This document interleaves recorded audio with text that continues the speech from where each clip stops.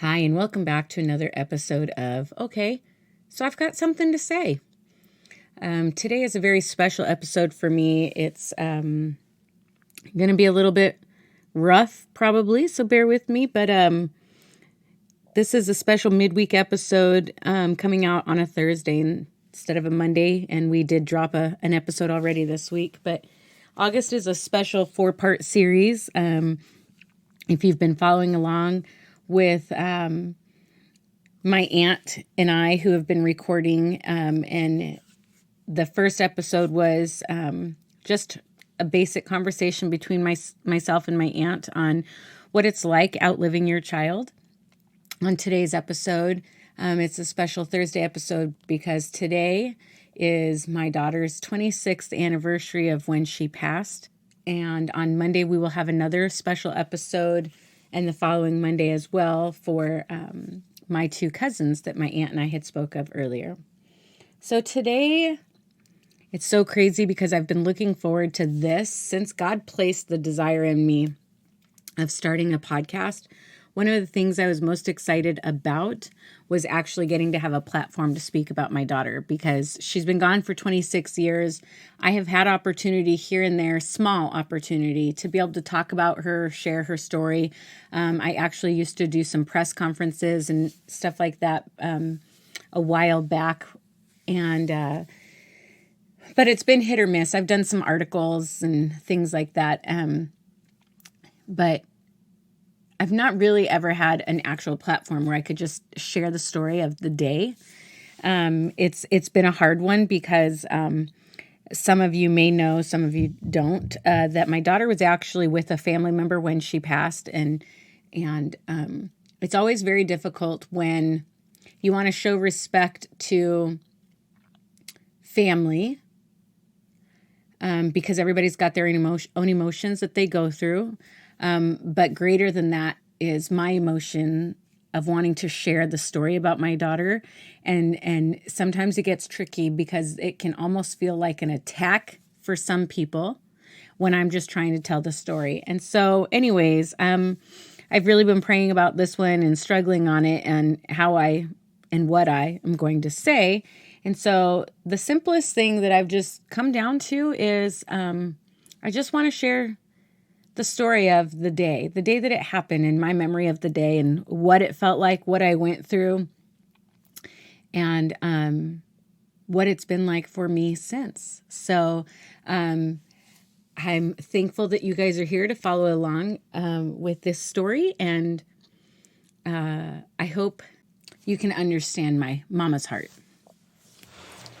So back in August of 94, my daughter was actually... her dad and I had been divorced, and he was supposed to be having his summer visit with her. And so Christy had been making her rounds with different family members that summer. She was gone for almost 2 weeks from my house.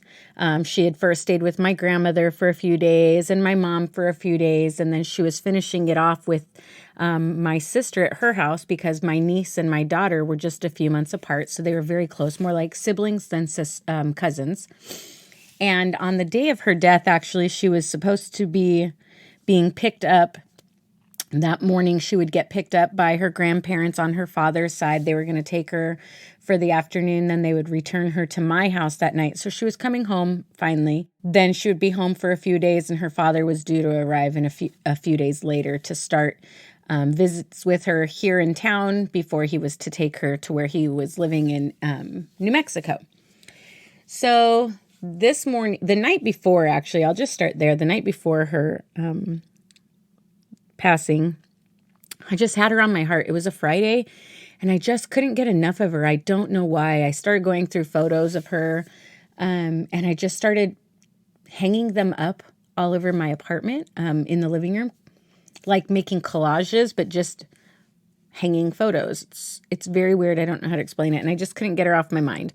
And even though she was staying at my sister's, she had a babysitter that night because my sister and her husband had gone out to eat or something. And so her favorite babysitter was there with her. She loved this babysitter.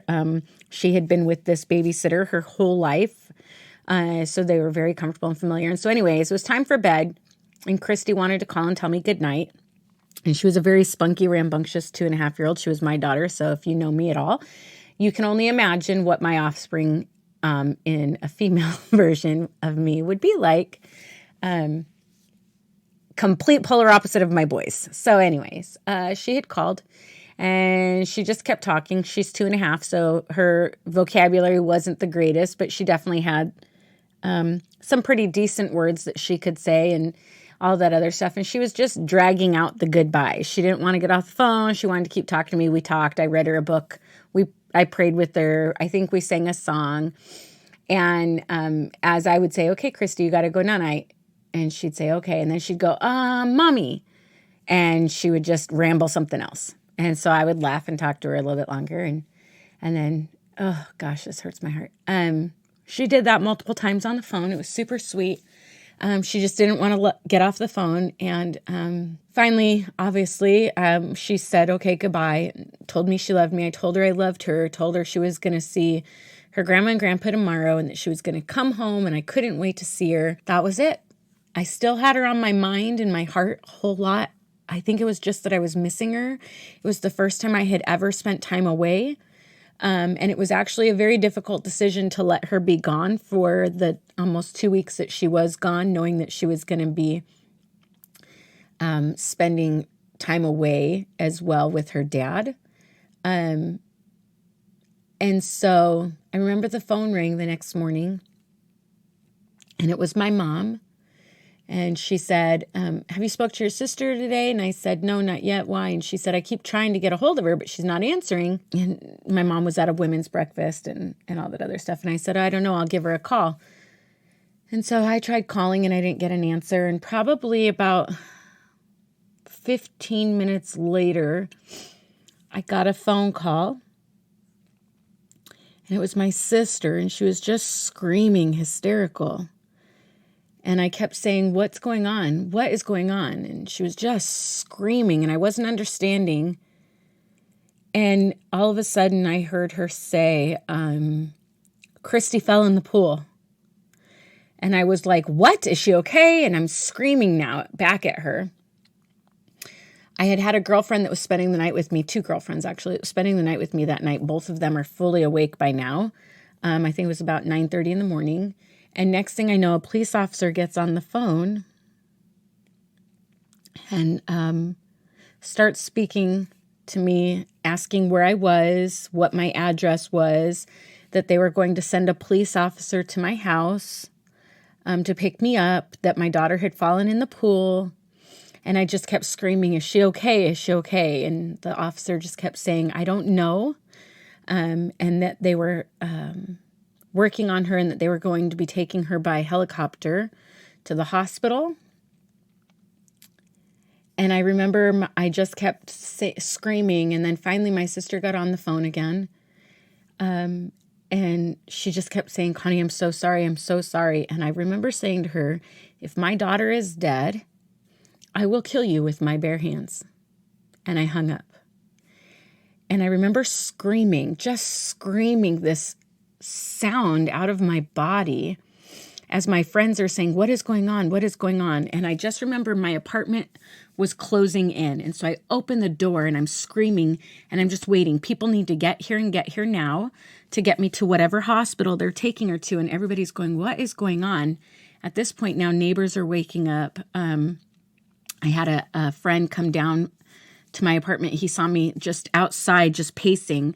And, you know, it's so crazy. You go through weird things when your brain is trying to reconcile what it was just told. And I was in pajamas, but for some reason I changed and I put on the leather skirt that I had worn to work that day, the day before, actually. It was a black leather skirt, and I had this white top on. No shoes. And I'm just running around frantically out front waiting for people to show up. A nurse lived upstairs as well. And I remember her coming down and hugging me and saying, what happened? What happened? And I was telling her, and she said, kids are resilient, and that she had seen the same situation of kids being in the water and you know, being able to save them and all this other stuff. And somebody else had come out and they were praying with me as I was waiting for the police officer.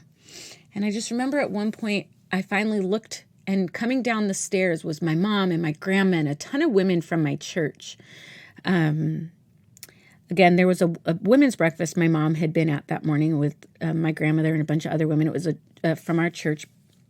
And quite a few of them decided to follow my grandmother and my mom just to make sure everybody was okay. A lot of them were obviously praying and that kind of stuff. And I went running towards them. And I heard somebody say, "Oh, Connie, I'm so sorry." And with that, I was like, oh, heck no. So I ran in the opposite direction. And I remember somebody tackling me. And then I finally saw this police officer pull up. And he loaded us into the back of the car. And he started driving us. And I remember my mom was just trying to comfort me. And I just kept shaking and telling her, if my daughter's dead, I'm killing Carrie. You can't even imagine the thoughts and emotions that swirl through your brain when your only thought is to get to your child. Everything drags on for an eternity is what it feels like. And I can remember while en route, the officer got a phone call or a radio call that they had changed hospitals. And I don't remember the first hospital that they were going to take her to, but the second hospital ended up being Phoenix Children's, which at the time was part of what is now Banner University. It was all connected. It just had its own wing. It wasn't its separate facility like what we have now for Phoenix Children's. And I remember him saying to me, "That's excellent that she's going there. It's the best place that she can be. They're going to have the best, methods and equipment and things to help take care of her and all that stuff." And I remember that offered a tiny bit of comfort in the moment. And at the same time, there was just still that energy in me of that, just get me there. Like if I could be teleported in an instant, just get me there. I need to be with her. And as a mom, you're thinking, oh, she's got to be so scared. And there was just all these things. And I remember finally getting so frustrated with him and saying, lights and sirens, like you have them, use them, get me there. And he was definitely driving fast. But yes, I needed lights and sirens. And I can remember him turning into the emergency entrance, and it's a ramp that goes up, or at least it was at the time. And it's now an undercover garage or covered garage. And I remember him pulling up in front of that door, and I just tried to get out, but it's a cop car in the back seat. And so he had to open it. And as soon as he opened it, I just went flying into this emergency room entrance. And I remember, I had to have just looked like a sight. I can't even imagine. There were people in the waiting room and stuff. And I was just screaming, "Where's my daughter? Where's my daughter?" And there was a lady at the registration desk or something. And I was saying, "Please, I need to be with my daughter. She was just brought here. Where's my daughter? Is she okay?" And just frantic.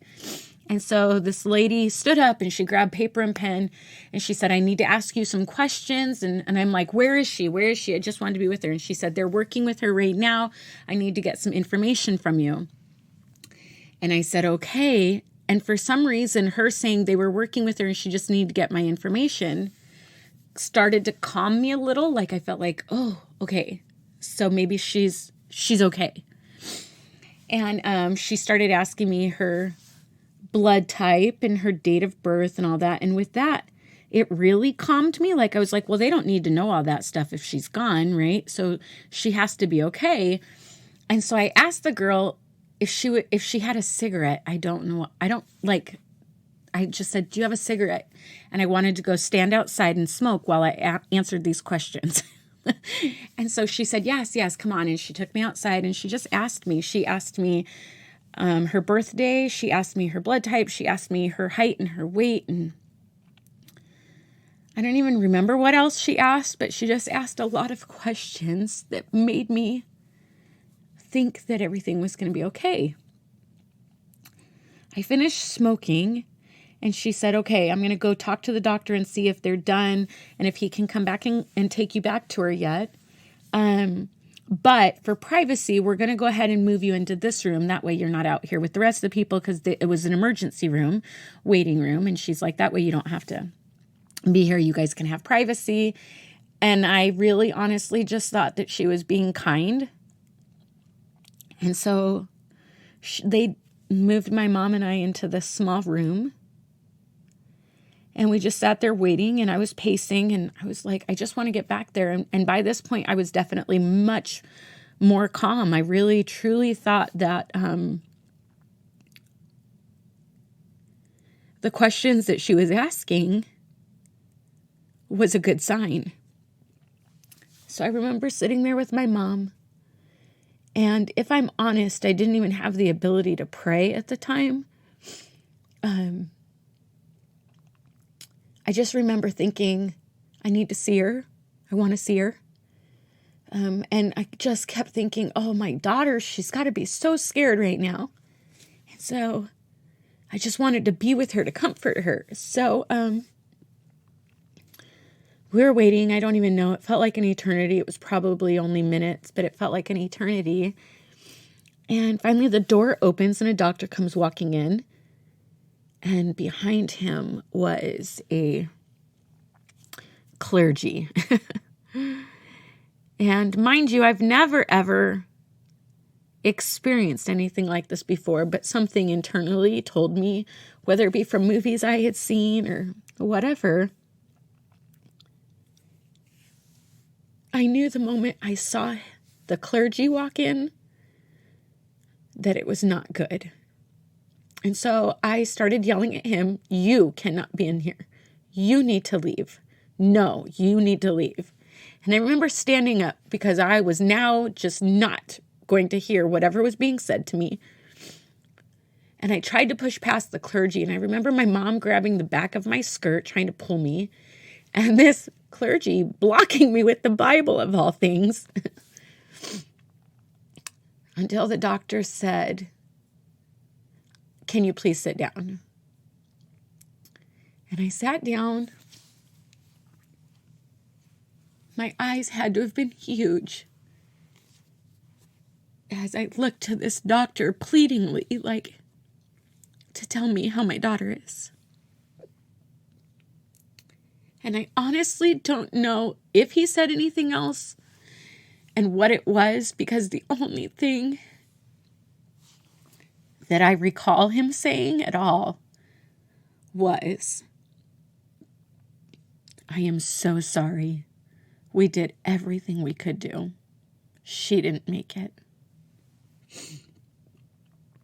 And I remember jumping out of the chair in disbelief and saying, no. And in my mind and in my heart, I thought, she's just really scared. And if I'm back there with her, wherever she is, she'll be okay. Because she'll know that mom is here. And everything will be fine. So I just remember I just ran out of the room, and my head was turning right and left. And I just kept saying, where is she?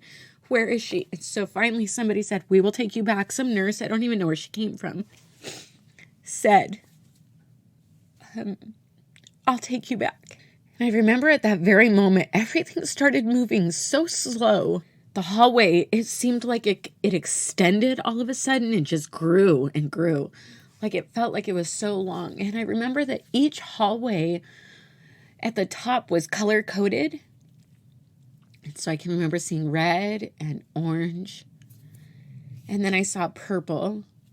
And that was the hallway that she was on that they took me to. And we turned right, and then her room was to the left, and she was laying in this bed, and I went running to her. Her hair was wet. She wasn't hooked up to anything. I asked if I could hold her, and they said yes. Her lips were starting to turn blue already, and she had some stuff coming out of her mouth. She had some foam, is what it, with a little bit of blood mixed in it, coming out of her mouth. And she was in a diaper. And I remember yelling at the nurse. I was mad. And I said, why is she in a diaper? She's potty trained. How dare you embarrass my child? Like, she doesn't need to be in a diaper. It's so weird what your brain thinks of. And the nurse said, we had to put her in a diaper because she's leaking, body fluids because she has passed. And so that's just what they do. And now at this point, people start coming in the room. My mom and my dad come in. My grandmother and that same clergy, I can remember them being in there.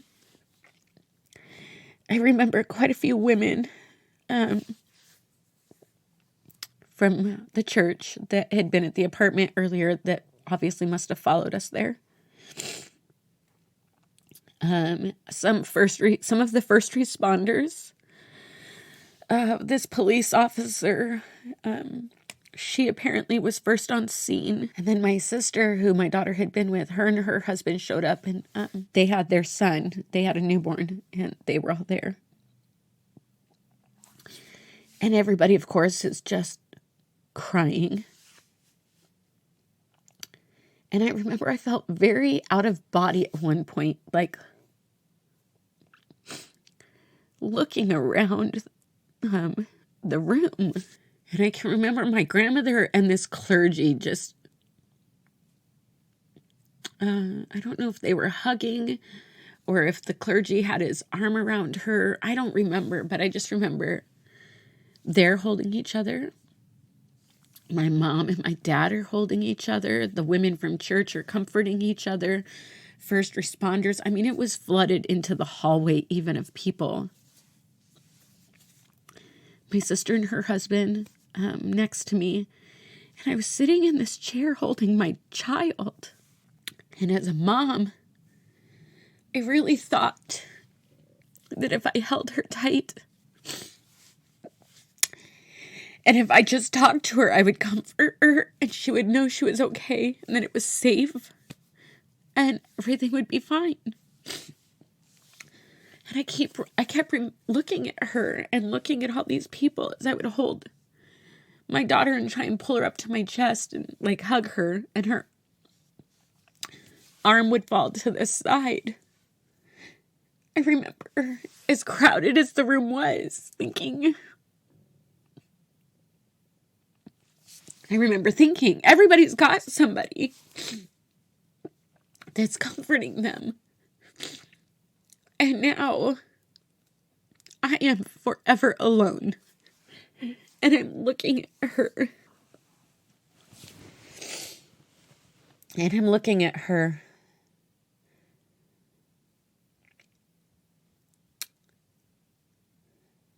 And I'm thinking, I don't know how I'm supposed to live without her. How do you do this? Now what happens? She was supposed to come home today. This can't be real. And finally, in that moment, as I'm holding her and looking around at everybody, I finally said to God, if you don't take me with her right now, you need to give me breath. Because I don't know what I'm doing. And I don't know how to get through the next second. And at the same time, I can all of a sudden remember feeling, as long as there's breath in my body, he's not done with me yet. And so I just knew that I didn't know how to get through this. I didn't know what was to come next. I knew that it was not going to be my own strength that got me to the next breath. And I kept thinking, God, if you give me more breath, longer than her, you have to move me to the next place. You have to draw me to the next ability to breathe, to get out of this chair, and to leave her here. Because there was no way on my own that I was going to survive. I don't remember how long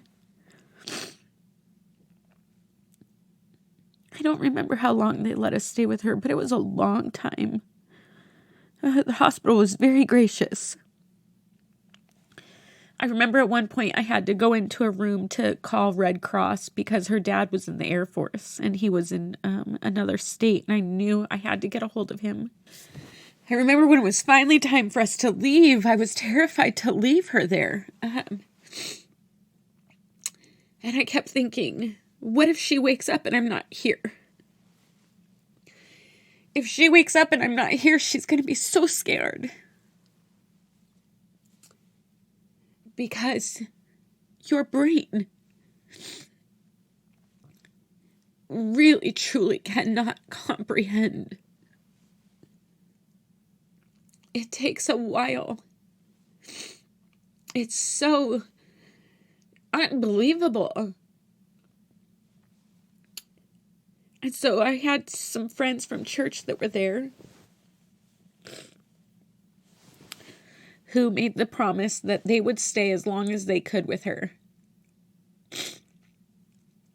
But the hospital needed me to leave because there was such a massive amount of people. And I believe, if I remember correctly, they were allowed to walk with her, stay with her all the way up until she was taken into the morgue. They took pictures for me like I asked them to, even though that sounds really like strange and morbid in a sense. If you think about it as a parent, we document everything about our child. And there was still that part of me as her mom that needed to document every part of her life, including her death. And so I remember that I completely shut down. Like, you can't go to the bathroom. You don't know how to feed yourself. It's just such a weird emotion and thing that happens to your brain and to your body. But I remember that night I had gone to sleep. Everybody else had slept. My parents' house was like, I can't even tell you. I don't even know how. They have a tiny house. I don't even know how we had room for all of the people that was staying there. But I remember I went to sleep and I was holding on to my daughter's Cabbage Patch doll. And I woke up trying to find her. And I was opening cabinets in the kitchen and drawers and just looking everywhere for her. And I remember I finally just laid on the living room floor holding her doll in the fetal position and just rocking. And my Aunt Leslie got up and found me. And she didn't say anything. She just held me.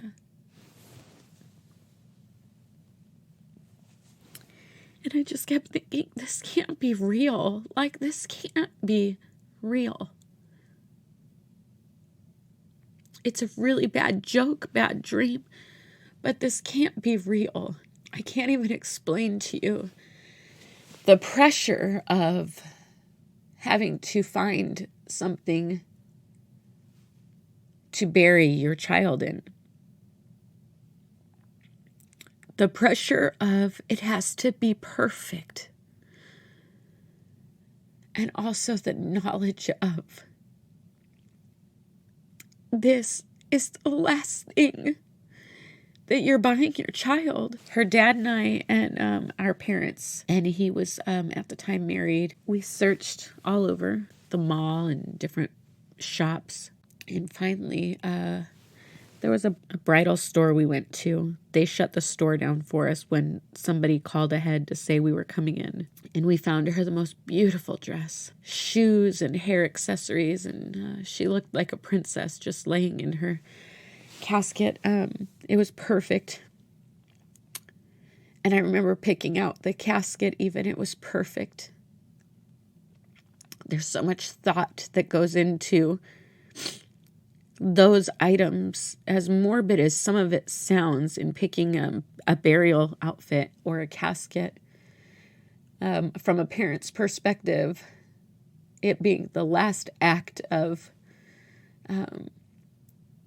parenting for your child, there's a lot of thought that has to go into it. And then the day of the funeral, when you leave a graveside, it is the last time that you will have anything to physically touch of her. 26 years today. As I recall the day and share this story, my heart is breaking almost as much as it did that day.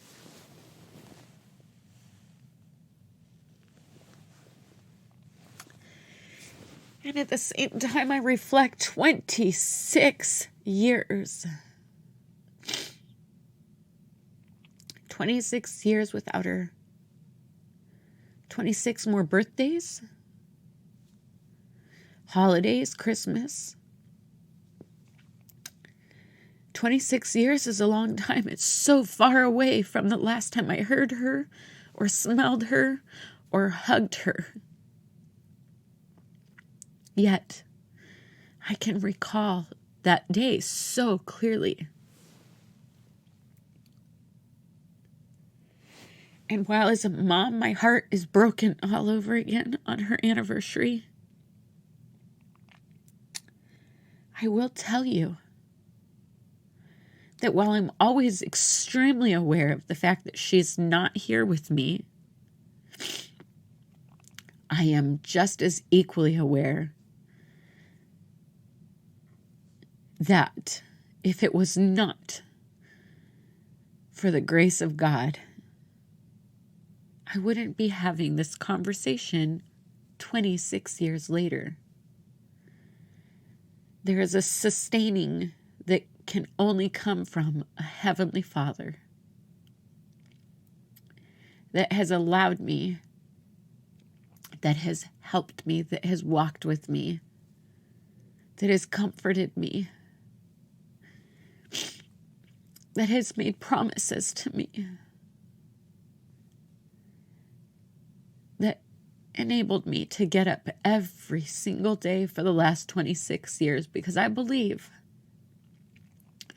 that on this side of heaven it hurts like hell. And that every year my heart breaks.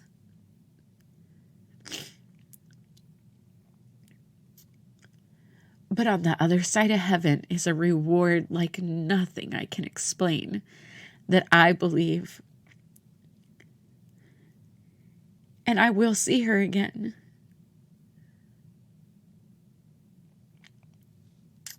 And so while I sit here heartbroken and sad, I also rejoice in the promises of what's to come. I thank you for listening to this story. I thank you for letting me tell the story about the day of my first worst day ever.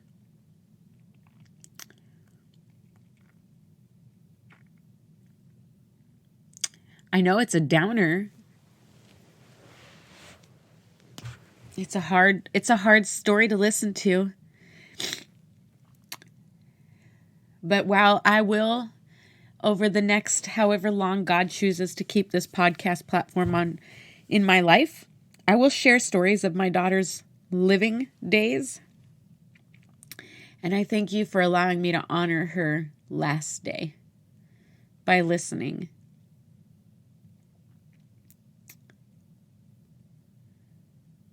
I thank you.